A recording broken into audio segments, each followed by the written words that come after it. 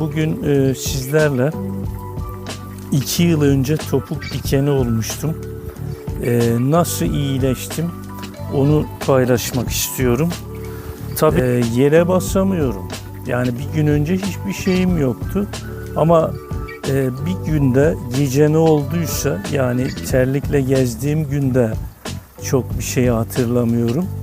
Yani doktor teşhis koyabilmek için doğru düzgün, yani bir hastayı 20 dakika dinlemesi lazım. Yani Avrupa standartlarında. Ama ben şunu hissettim tabii ki. Yani sağ ayakla ben işte bahçe belliyorum. Bazı işleri burada köyde yaşadığımız için sağ topuğumun daha az ağrıdığını fark ettim.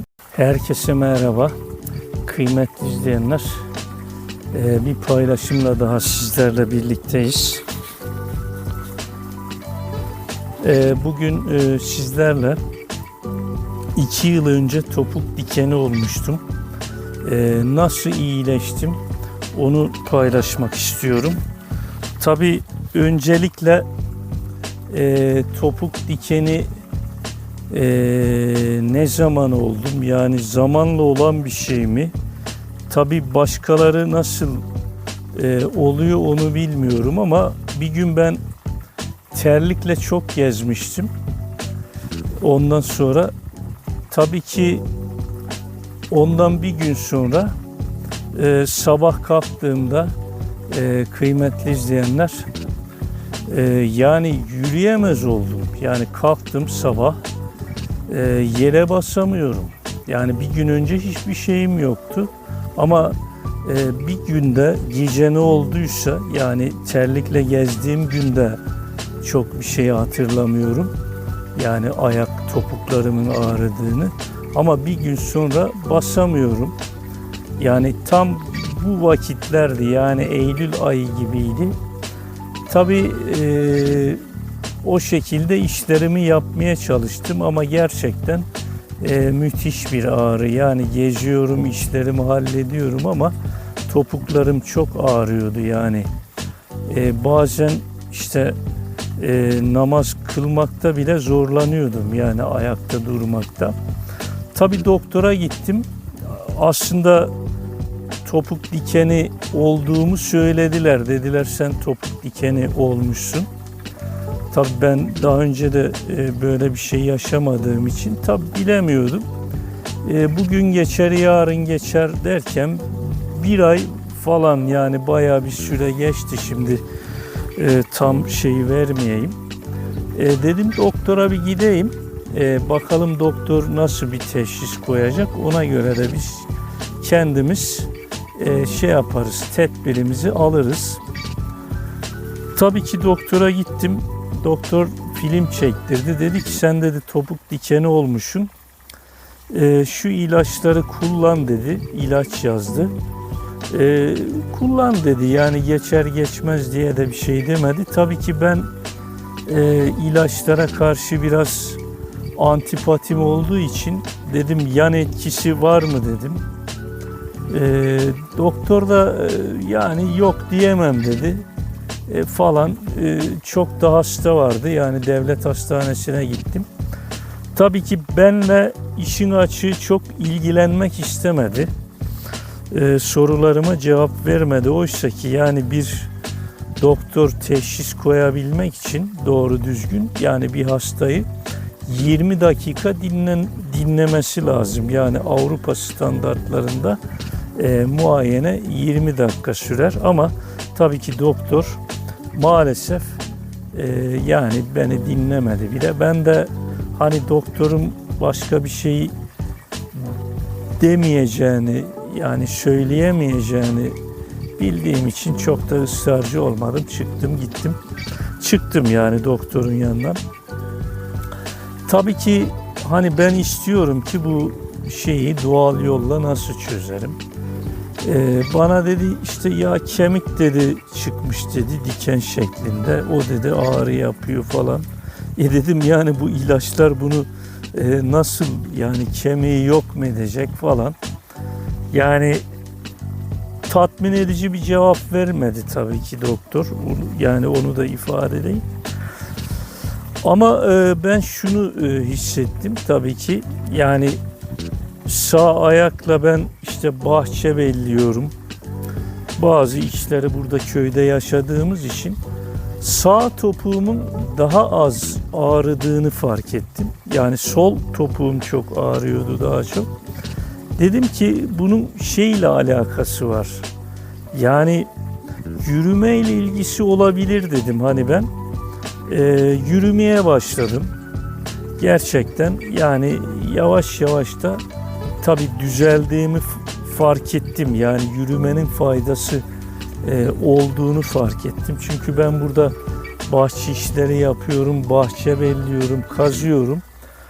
Tabii belleme yaptığımız zaman sağ ayağımızı kullanıyoruz bele, toprağa saplamak için. Dolayısıyla ben bu topuk dikeninin yani yürümeyle, sporla, hareketle çözülebileceğini düşündüm ve yürümeye başladım. Tabii ki tamamen kurtulmam bir yılı aldı. Ne yaptım ben? Yürüdüm. Siyah üzümle acı biberi karıştırdım. Topuklarıma yani böyle koydum gece yatarken. Ezdim siyah üzümü. Ondan sonra biber attım. Birkaç damla da limon sıktım. Onu bağladım. Yürüdüm. İşte başka ne yaptık? Bir de kına yaktım ben kıymetli izleyenler. Kına da tabii doğal elma sirkesiyle kınayı yaptık. Yani su falan koymadık. Tamamen doğal elma sirkesiyle kınayı işte ezdik. Aya yakılır kıvama geldikten sonra da bir tülbent yardımıyla tabii tülbentle topuğumuza koyduk. Daha doğrusu şu şekilde kınayı bir bezin üstüne koyduk. Ayağımızı bu bezin üstüne koyduktan sonra da buzdolabı poşeti geçirdik ayağımıza. Tabii ki bunları uyguladık ve ben sonuçta iyileştim ama bir yıl aldı. Tabii bu kınayı kaç kere yaktım ayağıma, yani yanılmıyorsam bir 6-7 kere. Bu kuru üzüm ve acı biberi ise limon suyuyla birlikte onu da bir 10-12 kere yaptım. Onun dışında yürüdüm. Tabii ki en sonunda bir kaplıcaya gitmiştik. Ondan sonra da tamamen düzeldi. Ama başlangıcıyla bitiş arası yani yaklaşık bir yıl sürdü diyebilirim. Şu anda yani geçen yıl iyileştim. 2 yıl önce yakalanmıştım. Şu anda 2. yılı da bitirdik çok şükür. Yani bir yıldır da herhangi bir ağrı yok topuklarımda. Ama tavsiyem tabii ki doktorlar, uzmanlarımız hep tavsiye ediyor. Günde 10.000 adım yürüyelim. Yani sadece bu topuk dikenine bir çözüm değil. Bütün hastalıklarımıza. Yani bundan 10-15 yıl önce bilim adamlarımız diyordu ki her yıl dünyada 10 milyon kişi tembellikten ölüyor. Yani yiyoruz. Tabii ki onları eritmemiz gerekiyor. Artı yürümemiz gerekiyor. Hareketli bir yaşam sürmemiz gerekiyor. Yani özet olarak ben topuk dikeninden kurtulmamı, düzenli yürümeme ve hareketli bir yaşama borçluyum. Burada köyde yaşadığımız için bedenimizi kullanmamız gerekiyor. Ondan sonra bedenimizi kullanarak iş yaptığımız için hareketli bir yaşamımız var. Ve bu şekilde topuk dikeninden de kurtulduk. Yorum, öneri ve görüşlerinizi yorumlar kısmına yazabilirsiniz. Bir sonraki paylaşımda görüşmek üzere. Hoşça kalın.